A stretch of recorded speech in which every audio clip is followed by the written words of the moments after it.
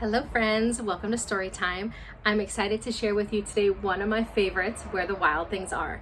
So go get comfy cozy and grab your favorite stuffy animal and come join me. Here we go. The night Max wore his wolf suit and made mischief of one kind and another.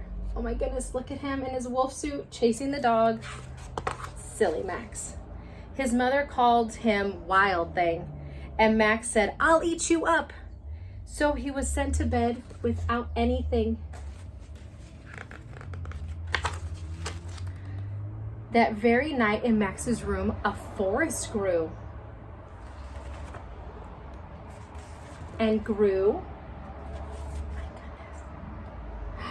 And grew until his ceiling hung with vines and the walls became the world around him. And an ocean tumbled with a private boat for Max, and he sailed off through night and day,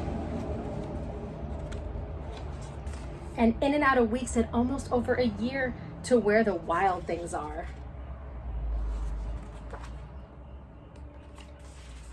And when he came to the place where the wild things are, they roared their terrible roars and gnashed their terrible teeth and rolled their terrible eyes and showed their terrible claws.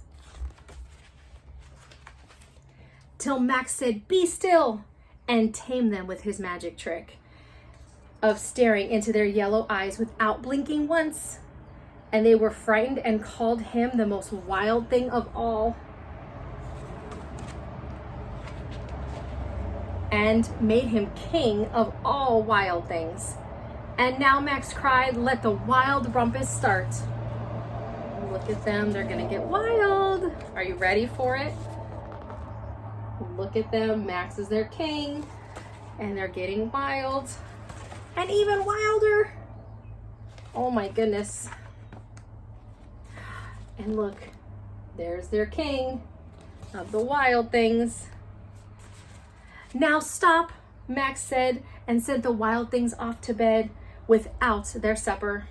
And Max, the king of all the wild things, was lonely and wanted to be where he was loved best of all. Then all around from far away across the world, he smelled good things to eat. So he gave up being king of where the wild things are. Look, he's sad and lonely. Who do you think he's thinking about? But the wild thing cried, "Oh, please don't go. We'll eat you up. We love you so." And Max said, "No." The wild things roared their terrible roars and gnashed their terrible teeth and rolled their terrible eyes and showed their terrible claws. But Max stepped onto his private boat and waved goodbye.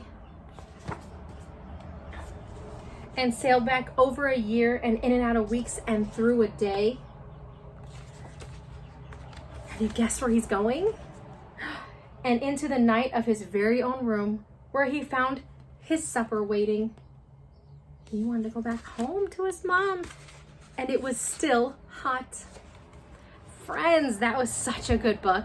I think that the reason that it was still hot was probably because it was all pretend and it was something that Max imagined because he was probably upset.